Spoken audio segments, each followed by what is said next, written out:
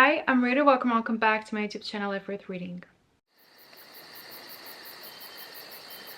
In my last video, I told you about some of the books I'm planning on reading this summer, but today I thought I would bring you my own summer book recommendations so that you can have a really great reading summer. There are plenty of genres in this recommendations. I love reading a lot in the summer. I think the summer is one of the best times for reading and for readers. Readers unite. But I think that people have different preferences on what they enjoy reading. So I think that I would offer a full gambit of recommendations and you'll see which ones are the best for you.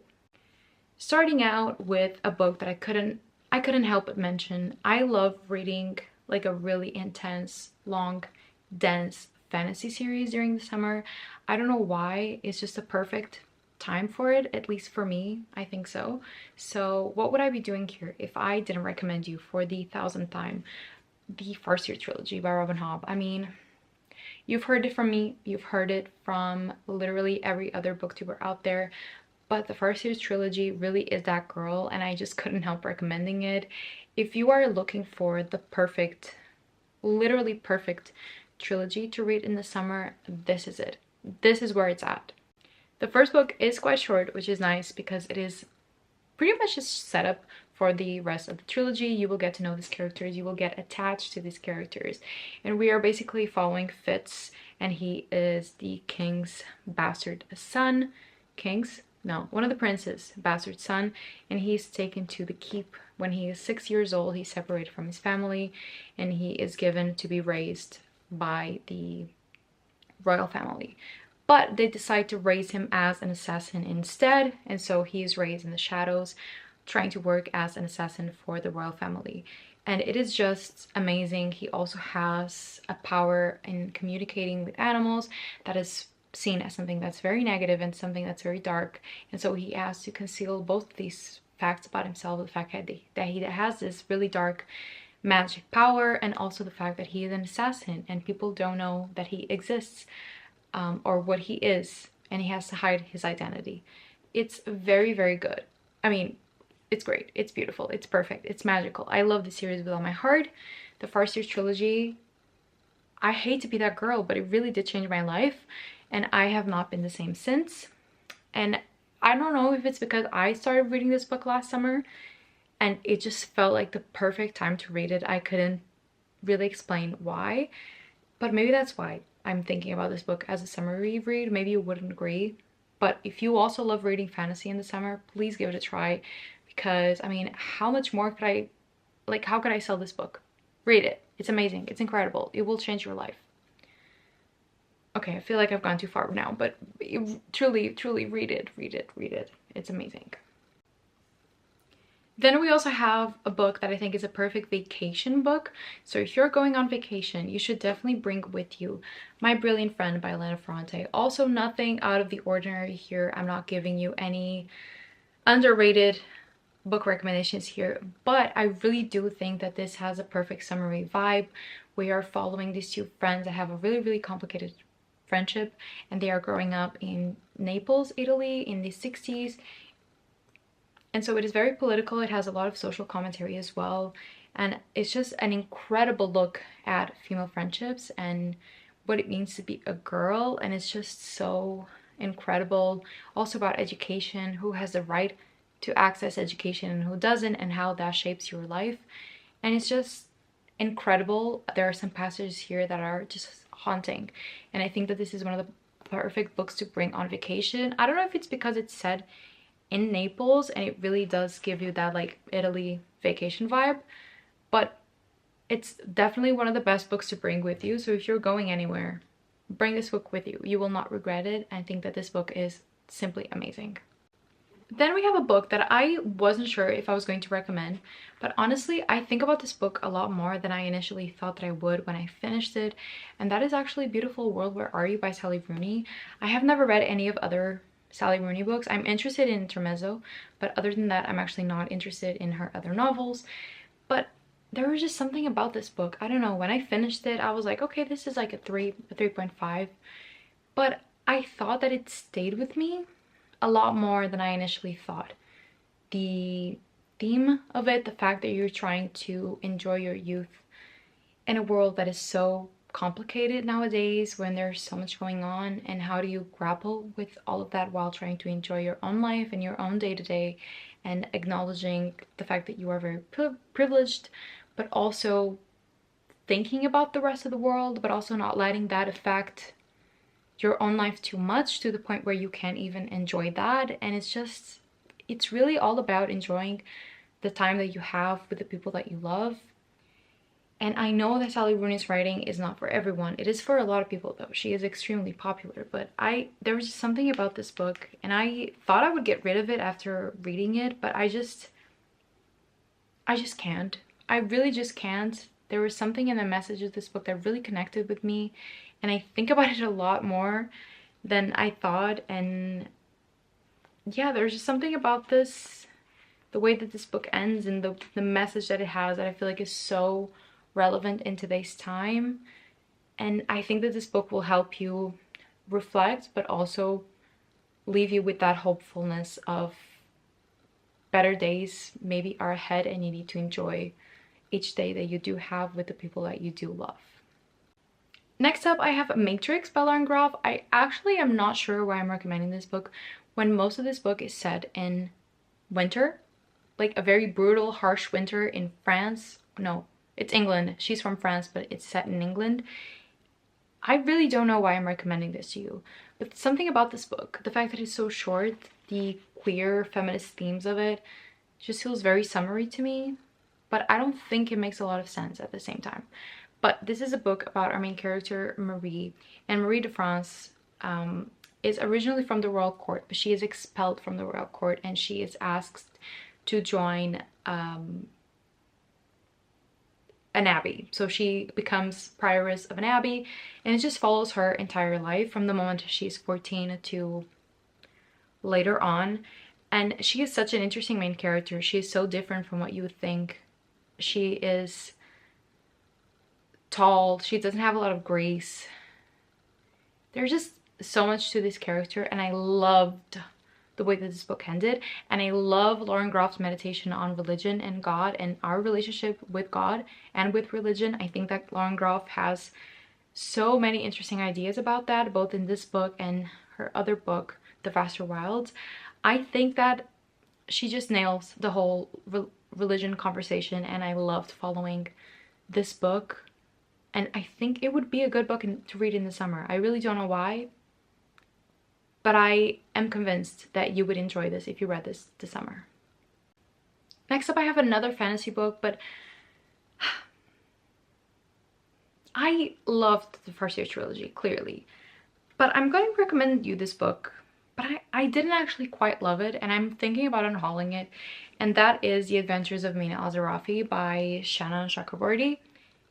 Listen, again, did I love this book? Not really. I enjoyed it, but it's such a summery fantasy book, and the reviews for this book are really incredible. So you need to take my own review with a grain of salt, because a lot of people really, really loved this book. It's going to be a series. I don't know if it's going to be a duology or a trilogy, but the next book I think is coming out this year or the next year. And we are following a pirate, a female pirate, when she is a lot older. She's a mother now, but she is brought back into the game for like a final mission.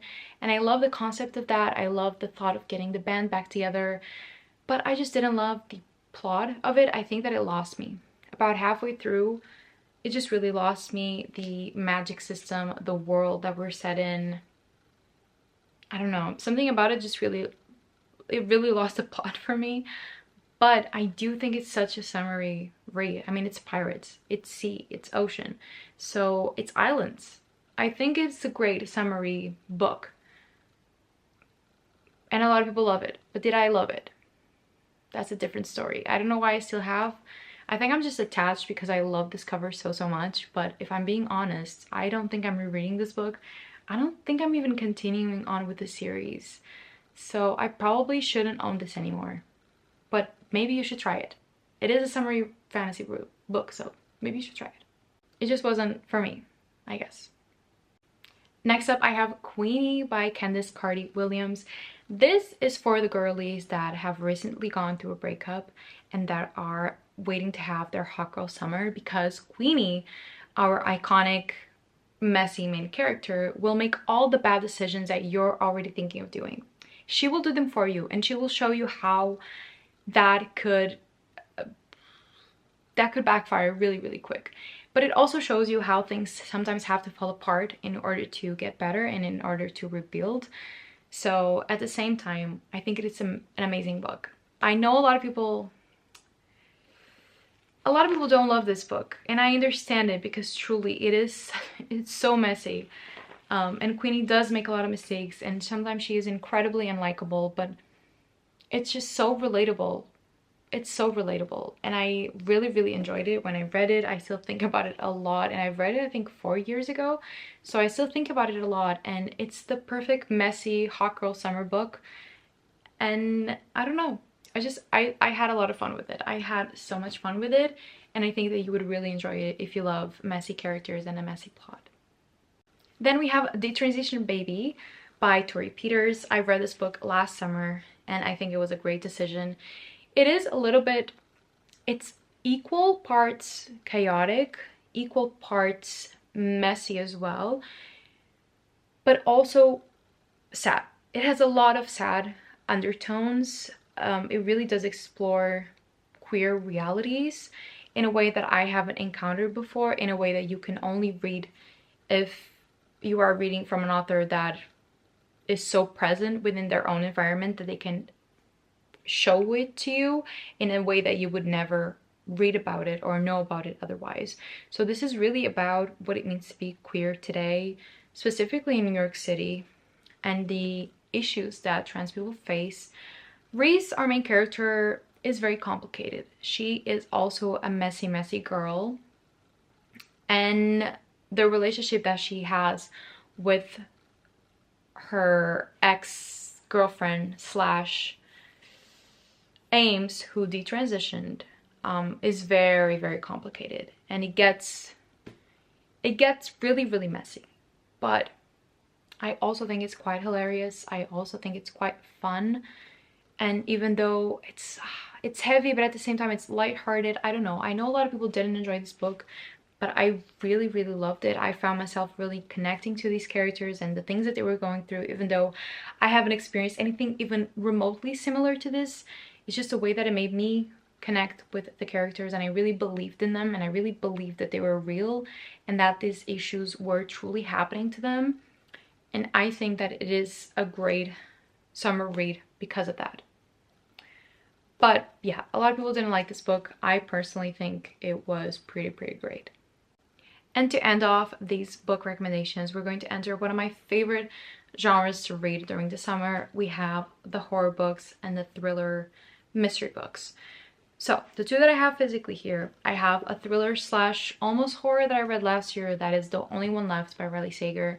I have a complicated relationship with Riley Sager, but he really ate it with this book. Like, he ate that. I loved this book so much. I had so much fun. I brought it to the beach a couple of times, and I had just the most fun reading this book. The atmosphere was incredible. The plot was fast. It was truly a blast. Honestly, that's all I can say. I had so much fun reading this, and I think that it is the perfect like beach book. I don't know, I just had such a great time. It's about these this family, and there's only one woman left in it. We have Eleanor, Hope, and we also have Kitty, I think, Kit, who is her new caretaker, and she goes to this like mansion at the top of a rock on a cliff, and it's just full of twists and turns, and it's just so much fun. And Riley Sager really ate it with this one, and I'm scared to read any other books by him because it won't hit the same.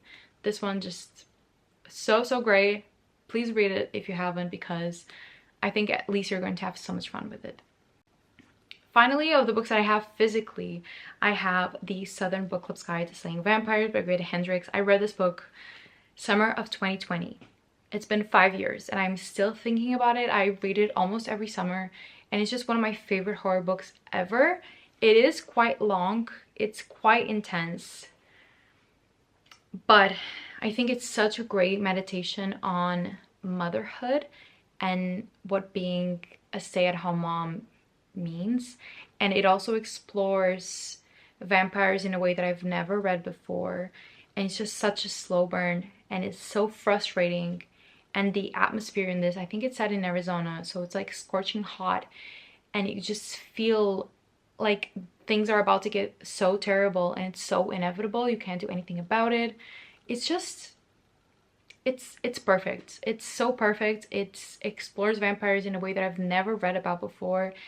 So creepy, so eerie, so all of it.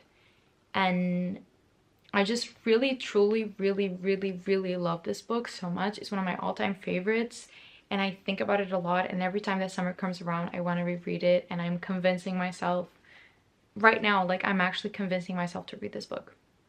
So I think I won't put it back on my shelf. I think I'm going to put it on my TBR shelf because truly, what a great book and what a time to be alive. Please read this summer if you still haven't, because it's such a banger. Other books I would maybe recommend you read this summer. I have some audiobooks that I really loved in past summers. I read One of the Girls by Lucy Clark. Again, another really slow burn, more of a mystery. There's not a lot of action. It's mostly just conversations, but I don't know why I really loved the audiobook when I listened to it. And it was a very memorable reading experience for me. Then I would also recommend So Happy For You by Celia Lasky. Absolute batshit crazy, but I love the audiobook as well. A lot of people love that one though, because the main character is truly so annoying. She's terrible, but I really enjoyed the audiobook experience of that. I also read the Inheritance Games trilogy. Do I recommend it? Do I think it's good? Not really, but you will eat it up. Like, I ate those 3 books up in like 3 days, like when I was at the beach, and they kind of slayed because of that. But are they good? No, they're not. But truly, you will at least have fun. At least you'll have fun, because it's so silly goofy. It's so silly goofy time, but I kind of enjoyed it. Okay, and that's it. These are all of my, oh, I forgot to hold them. Oh no. These are all of my summer book recommendations. I think that all of these books will make for a great summer read. I know none of them are like truly underground. Nothing of this is truly, I don't know, groundbreaking, but it's what I have. I hope that you have a great reading summer. If you have any summary books that you would like to recommend to me, please do so in the comments. I would love to know, especially like some horror, thrillers, fantasy books. Let me know which books you would think would make for a great summer read. In any case, I hope that you did enjoy watching this video. If you did, please give it a thumbs up and subscribe to my channel for more bookish content, and I'll see you in my next video. I hope you have a nice day, and always remember that life is worth reading.